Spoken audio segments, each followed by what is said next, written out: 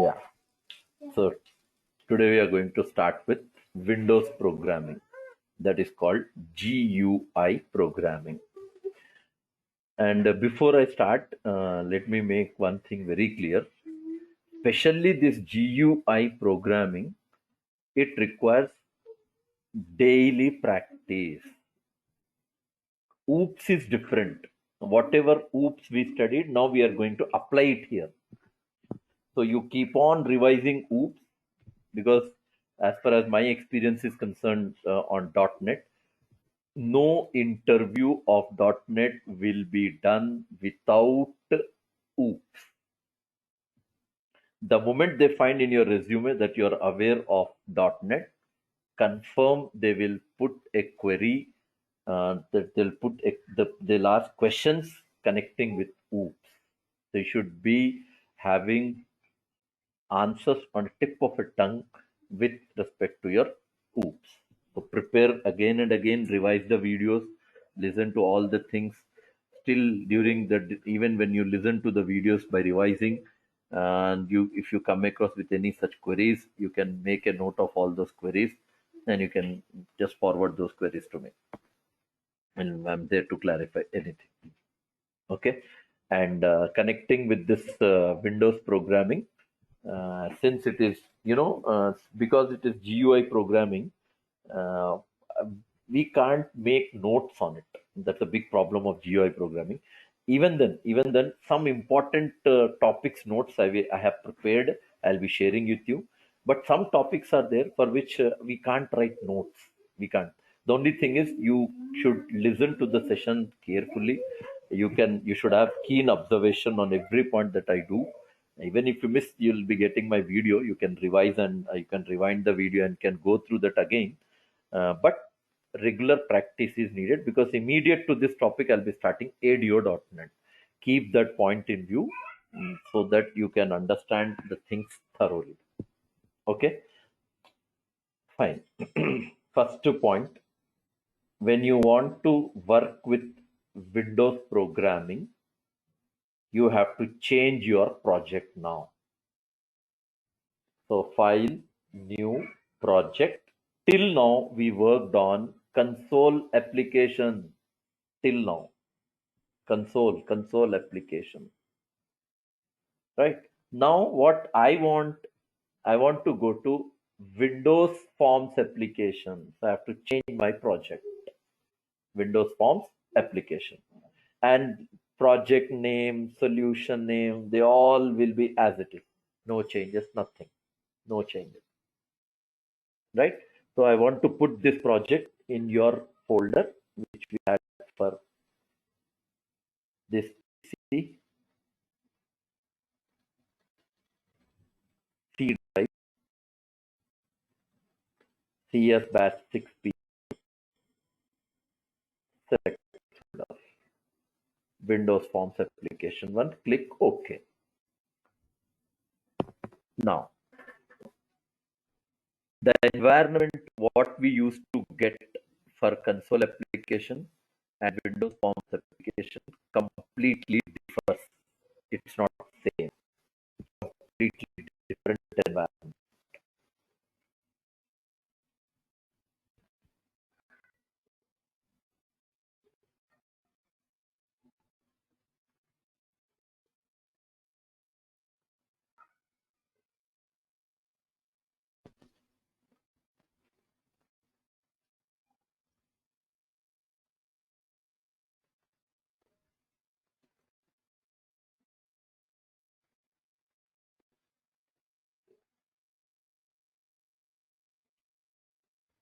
Yes. This is the Windows Forms application environment. Remember one thing of this. This environment provides you one screen here by a name called form1.cs. This is a file. Brackets it is mentioned design window. Form1.cs design. Here we are going to design our form. How do you design? Actually, a broad analyzation, I'll say. This form, whichever you find here, it's actually called container. And as far as C# is concerned, in that Windows Forms applications is concerned, we have around uh, uh, 6 to 7 containers in C# under Windows programming. 6 to 7 containers. Okay, and this is also one among them. Default container, that is called form container. And this form container we are going to use in Windows programming for two reasons. One, I can use it for drawing. So it would become my paper on which I'm going to draw. What I will draw? Either I will draw line, or I will draw a ellipse, I will draw rectangle, I will draw arc, or I will go with freehand drawing, or I will draw any object on it. That is, so form I can use for drawing. One point. Second point, same form I can use even for creating or placing controls on it. I am going to put what? Controls on it. What controls? What controls you are going to put now? What are the controls you are going to put on it? So we are going to put now different controls. We have hundreds of controls available. Let me give you some example. One, button, text box, combo box, radio button, checkbox button, combo box, right? These all are what now? Controls. So now I come to a conclusion that Windows programming provides one, drawing API, second, control API. Do you understand, Anand? How many types I said? Two types. I can use a form for what? Drawing, or I can use a form for what? Controls. Drawing API, control API. Okay, two types. Another important thing is, whenever I open or whenever I create a Windows form, connecting with the Windows form, you are provided with 4 files. Listen to me carefully, please. What did I say? Whenever I create a Windows form, we are provided to work with how many? Four files. We are going to provide with what I said? Four files. What are those files? What are those 4 files we are provided with? Okay, one already you can see here. One is already found. What is it? Form1.cs design. This is one file. What are the other 3 files then? Okay, to open those files, listen. This is second way. This is second file I'm showing now. What is that file? Just put the mouse pointer in this form container. After that, press F7. F7. Now it will open one more file. One more file. Yes. And you can see a file named as form1.cs. Here it is form1.cs design. Here it is only form1.cs.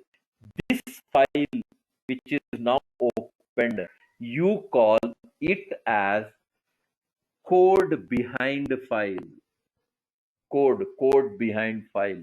You can call source file, code behind file, source file. These are logic file. So what you do is, you design a form here. Here you design a form, and related to the design, some coding is required. That coding we write in this file, form1.cs.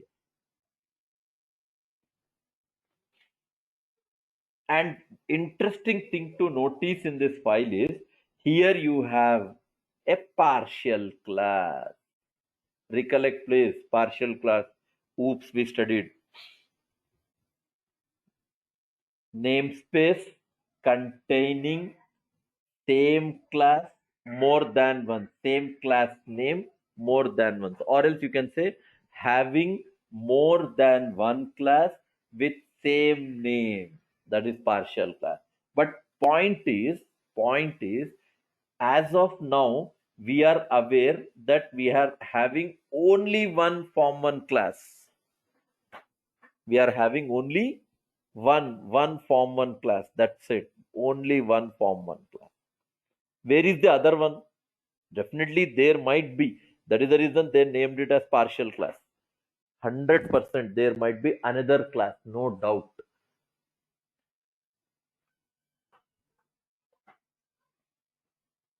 Okay, there might be another class also. By what name? Same name, form one. Then only the reason of giving it as partial. But we don't know where it is. I'll show you as and when we progress into the subject. An interesting thing is this form one class is a child class. It is a child class. Child class of what? Form class. Child class of form. Form one is a child class of form.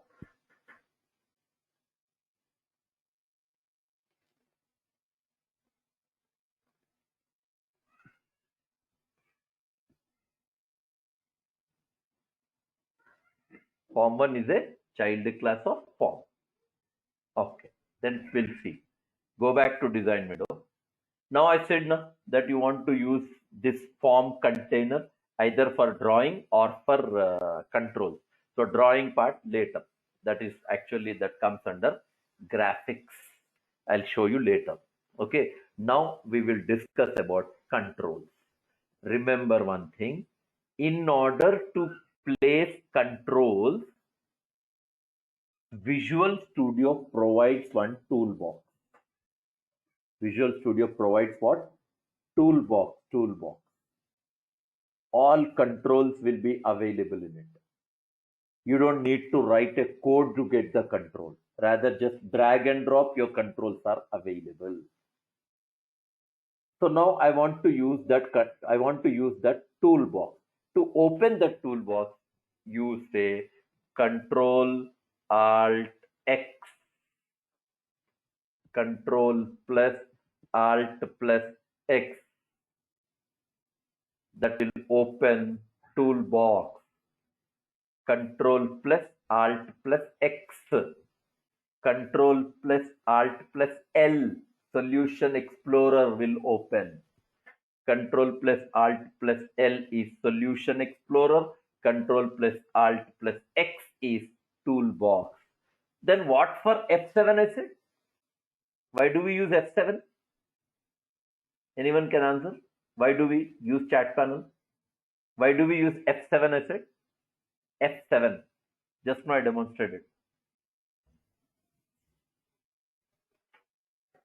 Yeah, that is to open code behind file. Exactly, Srinivas. For writing code in code behind file to open this form.cs.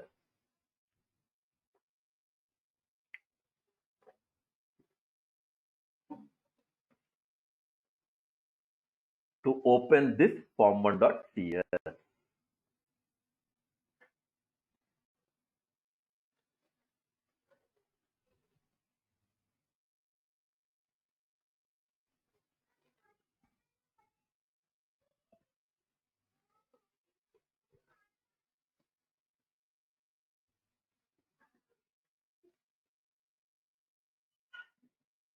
Is it clear what I said?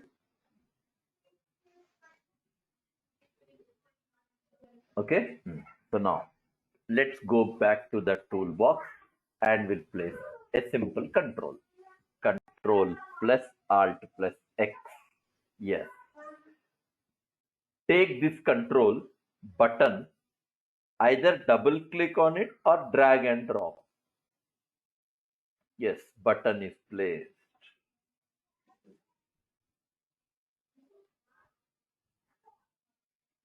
We have a button. Okay, button. And remember one more thing. Please listen carefully, please. All whatever I'm saying under basics, somewhere or the other, they are interview related queries. Second part I'm talking. This is also very much important for interviews. Listen to me carefully. Here, if you go to toolbox, you might have noticed that we have a big list of controls. See, a very big list. These all are controls only. All are controls. And as far as my experience is concerned, believe me, if I start talking about every control with some real time exposure on it, only on controls, we can have 2 months of sessions. 2 months. That vast it is. Do you understand? So we don't need that much detail, because if I go with the 2 months, you forget all loop concepts of whatever I discussed last 1.5 months. So we'll not do that. No. Whatever I cover in Windows programming, be thorough in it. It's more than enough to deal with any project connecting with the C#.NET. But you should be thorough in that. So now I come up with the point. Whatever the controls list you find here in the window, for every control, there is one built-in class. Built-in class. For button control, button is a class. For checkbox control, checkbox is a class. For combo box control, combo box is a class. For radio button control, radio button is a class. For checkbox control, checkbox is a class. For text box control, text box is a class. Just imagine if I have, assume only example I'm saying, if I have around 100 controls, it means I have 100 classes. So that is one fundamental point. For every control, there is a built-in class available for every control.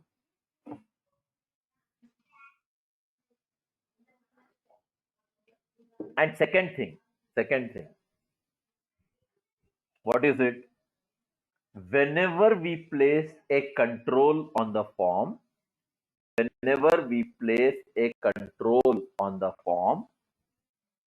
related to that control, Visual Studio will do six tasks. Six tasks it will perform the moment you place a control.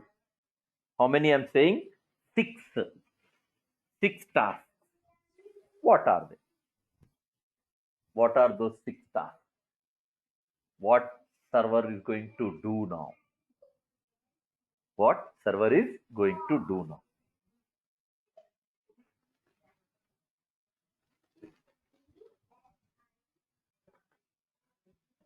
And listen, interesting part is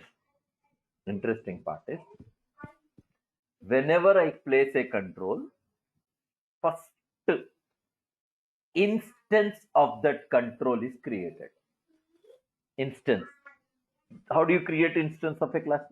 Demo D equal to new demo constructor. Same way it will create button 1 equal to new button constructor. It will create instance like this.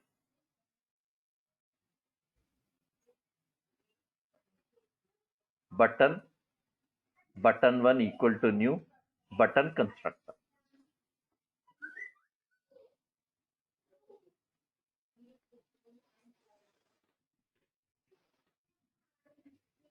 Like this it will create.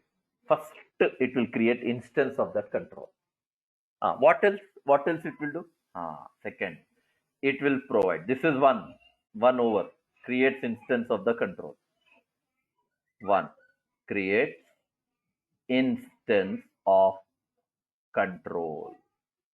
Second, what it will do? Second, what it does? Second, what it will do? It will provide index position of the control. Obviously, now I have only one control, so index position is 0.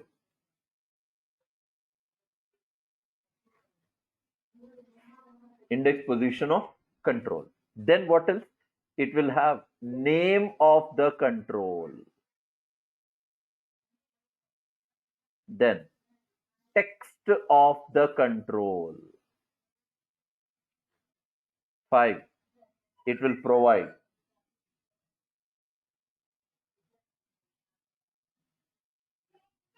text of the control, name of the control, text of the control. What else? It will provide location of the control. 6. It will provide size of the control. Index position of the control, name of the control, text of the control, location, x-axis, y-axis, size of the control, width and height of the control. These are the 6 things that it is going to perform.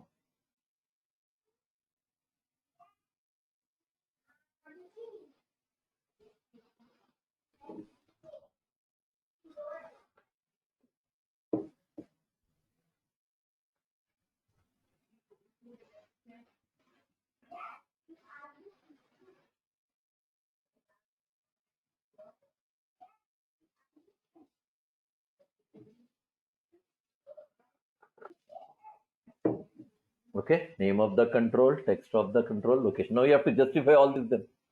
That is what is happening by that is what Visual Studio is doing. And this is the simplest way. What you have to do is I placed now control already I placed, means already 6 activities are done in the background. Now we have to see that. Okay, so do one thing. Go to code behind file first. Code behind file, form1.cf. Okay. In that form1.cs, can anyone say what is this one? This public form one, what is it? Can anyone say me? What is that public form one? Public form one, what is it called?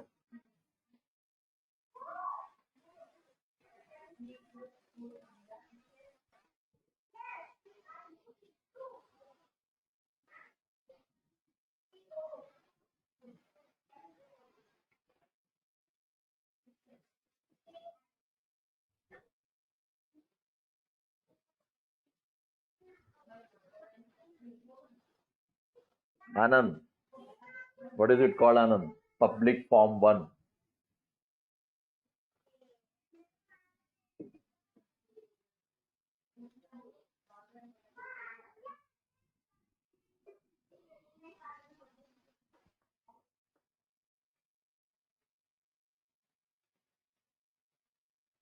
Yeah, Anand, you can answer my query. Raghav, you also can answer. No, it is not a method. It is not called method. It is a constructor. Class name, method name, same. Constructor it is. That too, parameterless constructor. For a method, return type will be there. Here, return type is not there. You have access modifier. Access modifier is there. And class name is there. Direct. So it is now what? Parameterless constructor. It is called parameterless constructor.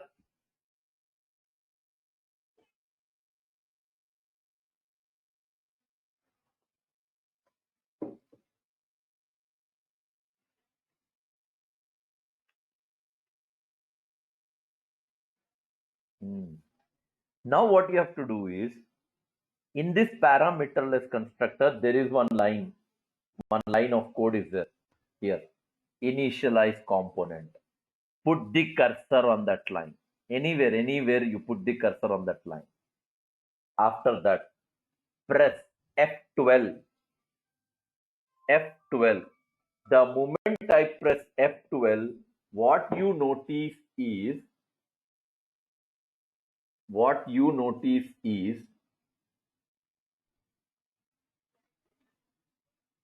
what you notice is one file is opened again, one more file, and that is our third file, third file, and the file name is form1.designer.cs. It is form1.designer.cs. That file is added there. Yes, it's there on the screen here, form1.designer.cs. And in this file, you can see there is a method called initialize component. Method, void is there here. Public, private, void return type is there. So it's a method. Okay, initialize component. First line you see, this line. Instance of button class it is. Button 1 is an object. New button constructor. That is instance. Then we have location of the control, name of the control, size of the control, index position of the control, text of the control. 6 things. 5 on top, 6.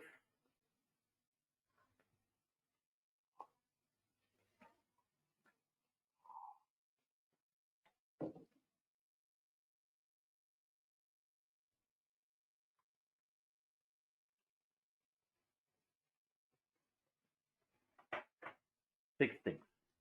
An interesting thing is, see, here I make a change. Text is there, na? This text I'm changing. Changing to Srinivas.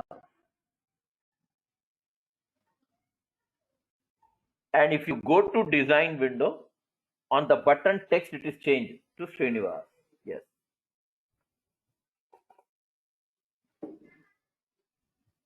So I come with conclusion now. And that conclusion is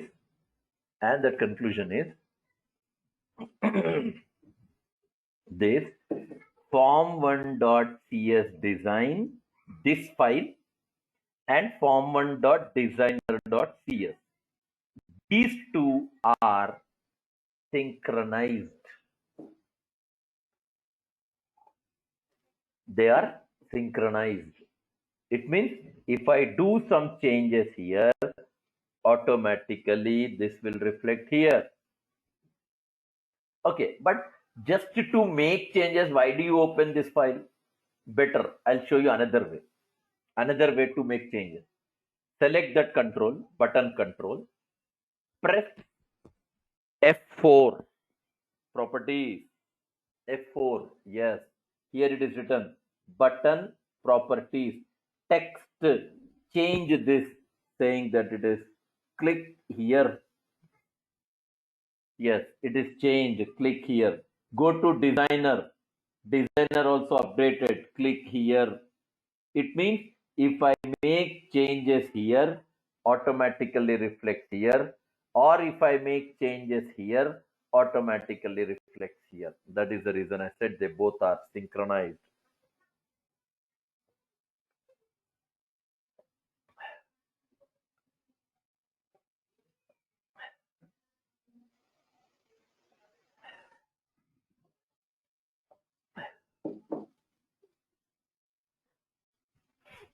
Okay, and one more interesting thing is in form1.designer.cs there is a method called initialize component, and you me all know very well that method is always a part of class. Then where is this class? This initialize component is where? Obviously, just go little up, you can find the class name. Yes, it is also form 1. That is the reason they marked it as partial. Now you have two form 1 classes. One form 1 is holding designing controls code. Designing controls, when you design, that code is available in designer.cs, and logic of the control is in form1.cs. Logic of the control or logic of the program is available in form1.cs, and what did I say? Designing part content is available in form1.designer.cs. Now it is proved that you have two form1 classes. Form1, two classes you have. That is the reason they are marked as partial.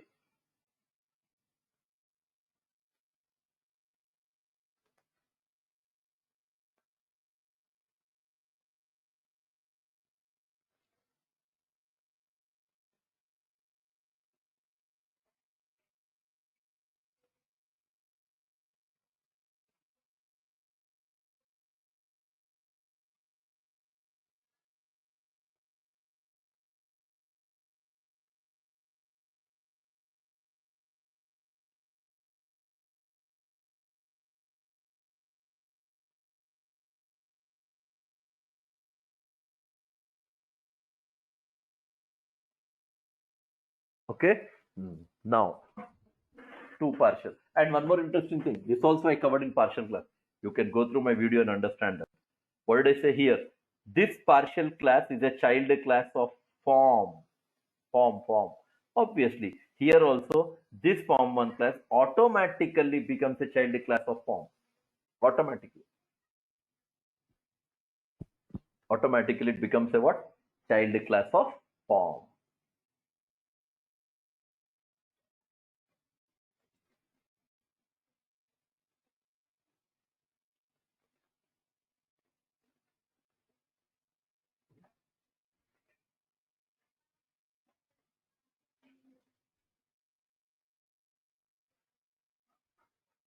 Okay. Now next part. If I delete, did it see here form1.designer? Go on to that initialize component method. Yeah, here you see first button control properties you have. Button control.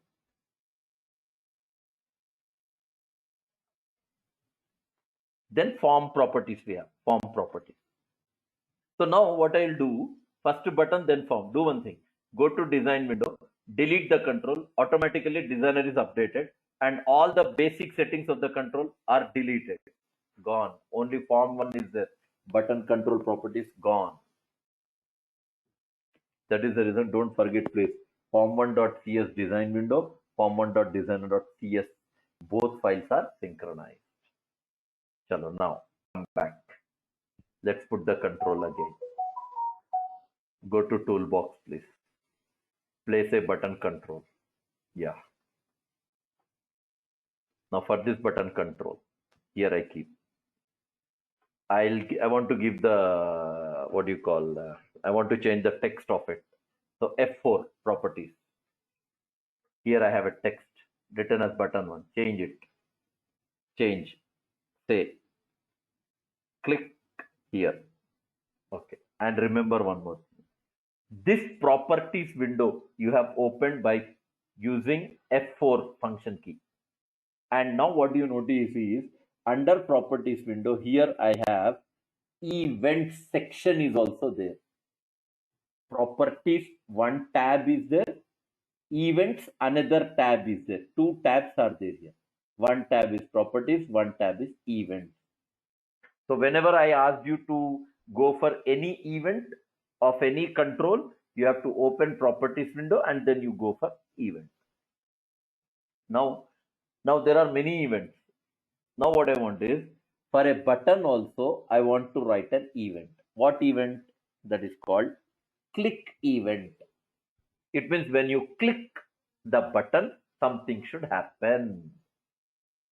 So for that reason, select the button, double click on it. Yes, click event. Click event. And when you click, what do you want to do? What you want to do? Yes, you want to get one message. Alert was there. Alert. Similar to alert you want. How do you get that alert? In C sharp, you should write message box. There you say alert, JavaScript में. Here we write message box dot show and you write got click. Yes,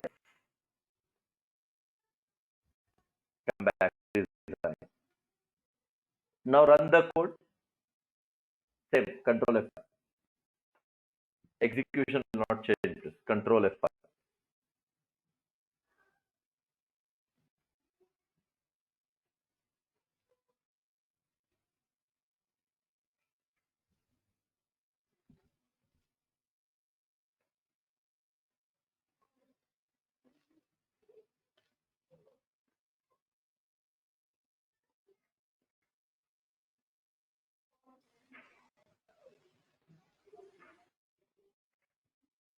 Success. Form is opened. Click on the button. Message. Button got clicked.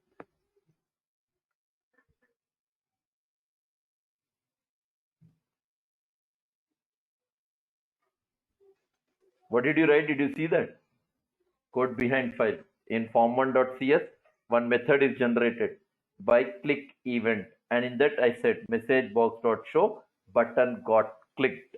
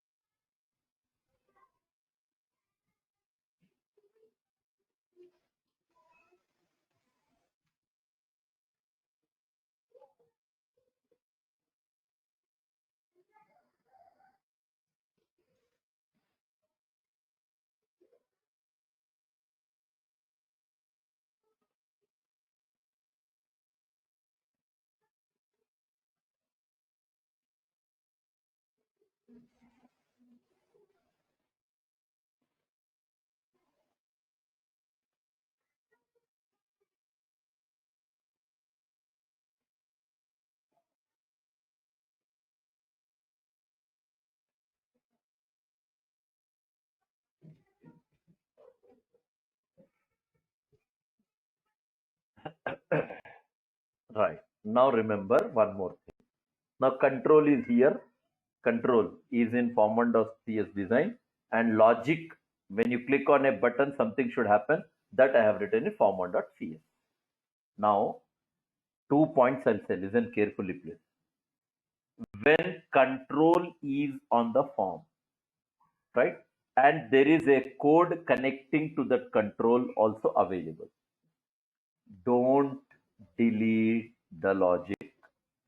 Don't delete. Don't delete the logic.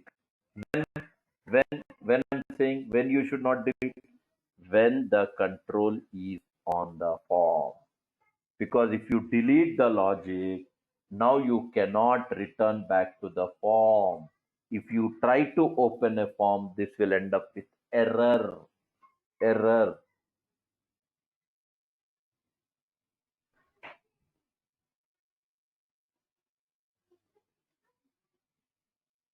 When there is a code behind for the control, when there is a code behind for the control, don't delete that code in the presence of control. If you do that, then we will get error and it won't allow you to go back to the form. It won't allow you to go back to the form. Highly impossible. Now it will go because code is back. Code is back. I just have undone that code. I have just undo that code. So I'm back with my design window. If you want to delete this code, delete the control first. Delete the control, then delete the code. But don't delete the code first. Don't do that. That will not work out. That will be error. Just now I demonstrated. Or else, but you know something, just for the sake of delete code, just for the sake of deleting the code, why unnecessary we will delete this one control? just for the sake of. So we have alternate approach. Alternate approach. One approach I said you just now. First delete the control, then go to code behind file, delete this code. One technique. Another technique I am showing you, but that is not. I don't recommend for that. Second technique: open properties. Okay, F4 properties window. Go to events tab. Events tab. Click is there. Beside click, something you find by a name. Delete that. Delete. Come back. Okay. Now go to format.cs. Select that code. Delete. Yeah, delete it. Go back to design. Yes, now it is going back. Now I deleted. What did you do by going to that properties window? I have unlink the control and the method. I have unlink control and what method? Both I have unlinked. Because I have unlinked, then there is a point for us where I deleted the control, where I deleted the code, even in the presence of control.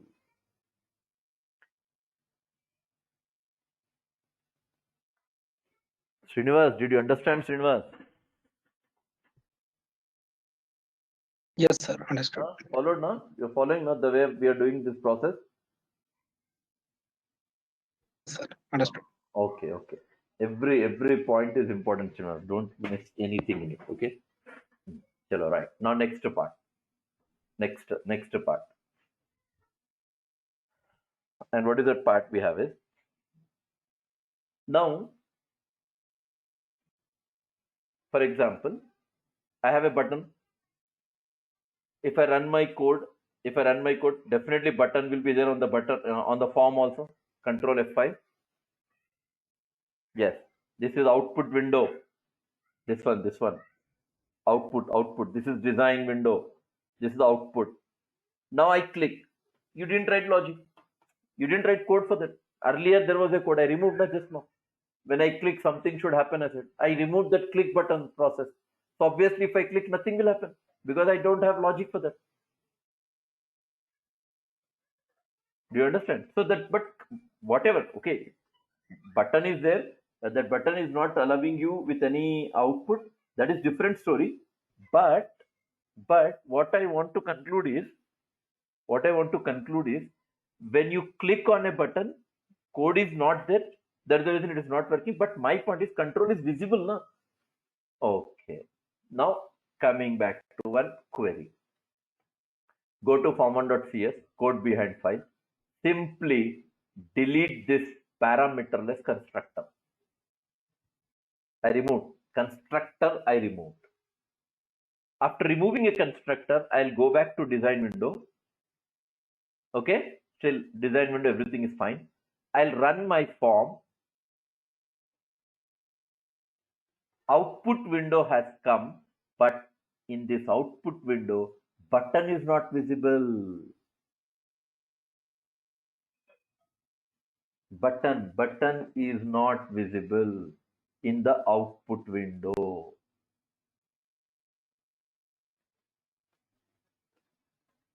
Button is not visible. Why? Because in this form1.cs, in the parameterless constructor, there was a line for initialize component method. That line is missing. Because of that line missing, we are not in a position to communicate with that form1.designer.cs file. Because in that form1.designer.cs file, we have basic settings available for a control. Those all are missing. That is the reason. If you delete this parameterless constructor from code behind file, then controls whichever you placed in design window, they will not be appearing in the output window. Whatever the controls you placed in design window, they will not be appearing in what? Output window. That is the reason this constructor is very much needed for us.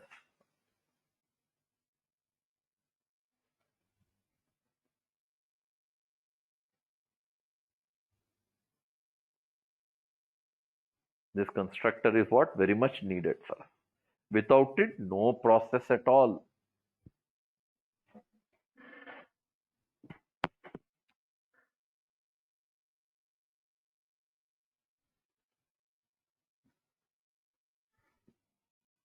Now constructor is there, back with constructor, run the code, button will also be there at the runtime.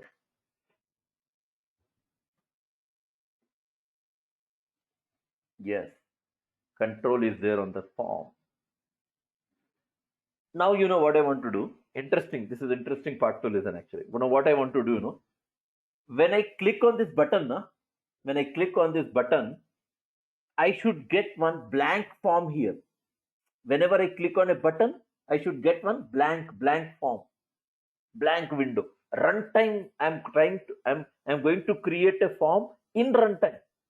Already one form you got. This is output window, our designed window it is. Now what is that I'm looking for? Whenever you click on a button, there should be one blank window opened for us. Runtime form I want to create. Runtime form. How would you create? Simple. Double click on this button. First go to form1.cs, code behind file. Create one class here. Class test extend form. Don't write anything. Just blank class you create. But make that class a child class of form. Now, before I go further, remember one thing, please. Remember one thing. This class has two names now. Test class. What are they? One, no doubt, it is derived class. Inheritance, derived class of form1. Derived from form1.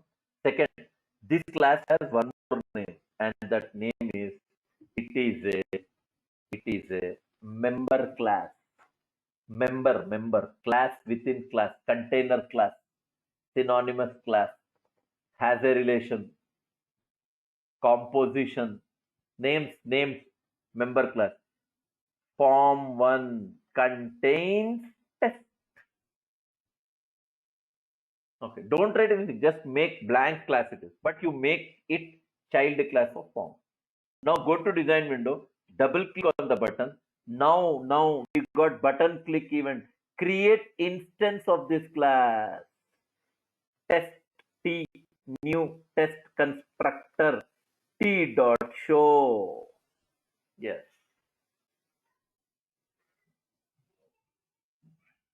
Now run the code again. Save all. Run the code. But did you see instance I created? Show is built-in method. It is not my created show method. Show is a built-in method. That show is available in form class. My class doesn't hold any show method. Test class doesn't contain any show method. Rather, show is a method available in form class, base class. So derived class can access base class method. That is what it is doing now. Now run the code. Yes, click on a button. Form is created. One form. Click on a button. One more form is created. Click on a button. One more form is created. Click on a button. One more form is created. 4 objects, test class object. This is one object, 2, 3, 4. Click on a button. 5th object of test class. Click on a button. 6th object of test class. Click on a button. 7th object of test class. If you close this main form, all these forms gets closed. Gone, all at once. Simple code, simple. No much, there's no much simple. It's only a matter of practicing.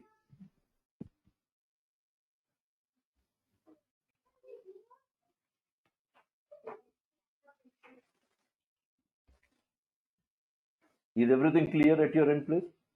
Everyone?